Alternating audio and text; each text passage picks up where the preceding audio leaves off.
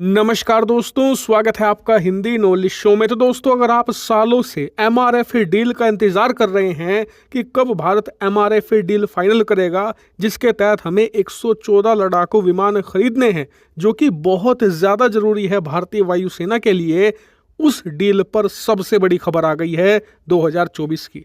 खबर यह है कि बोइंग, जो कि एक अमेरिकी हथियार निर्माता कंपनी है और ओवरऑल पूरे वर्ल्ड में देखा जाए तो दुनिया की दूसरी सबसे बड़ी हथियार बनाने वाली कंपनी है, उसने अपने F-15 ईगल लड़ाकू विमान का प्रस्ताव बनाकर भारतीय वायुसेना को भेज दिया है, जो कि इस डील में एक ह्यूज स्टेप है। हालांकि आप इसे F-16 से कंपेयर मत कर लेना।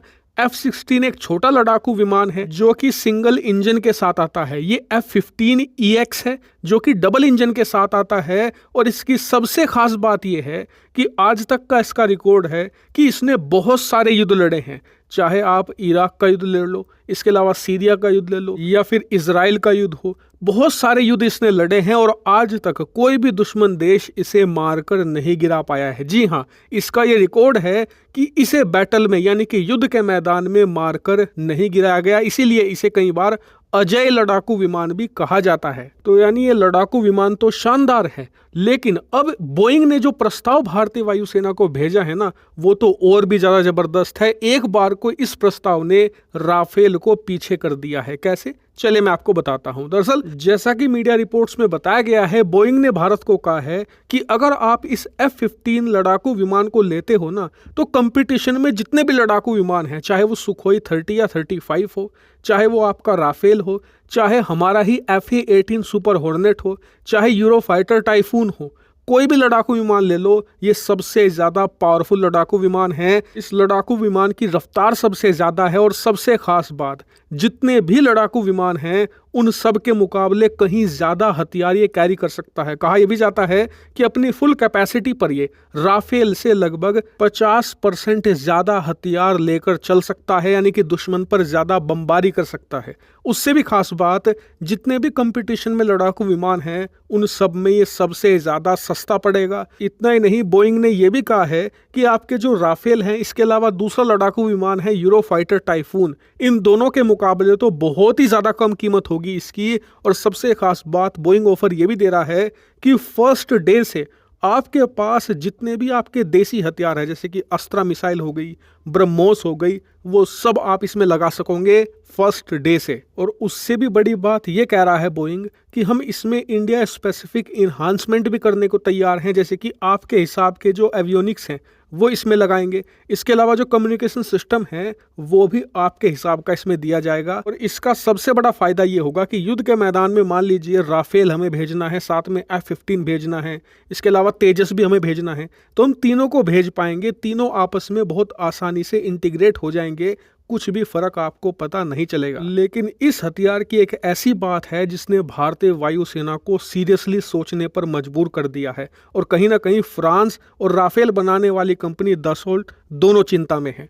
दरअसल अमेरिका ने कहा है कि हमारा ये F-15EX है ना, हम आपको ये वाला वेरिएंट देंगे, क्योंकि EX वेरिएंट में वर्ल्ड का फास्टेस्ट मिशन कंप्यूटर आता है। यानी कि अगर आपको युद्ध के मैदान में जाना है तो चीज़ों को रीड करना और एग्जीक्यूट करने के मामले में इसके अंदर जो कंप्यूटर है वो वर्ल्ड में कोई भी लड़ाकू विमान, यहाँ तक कि F-22 रैप्टर से भी ज़्यादा फास्टेस्ट है। और सबसे खास बात जो आपको भी अट्रैक्ट करेगी इसकी तरफ, वो ये कि इसमें एक साथ 22 बड़ी मिसाइलें लगाई जा सकती हैं, क्योंकि ये साइज में बहुत बड़ा लड़ाकू विमान है, एक तरीके से मिनी बॉम्बर आप इसे कह सकते हैं।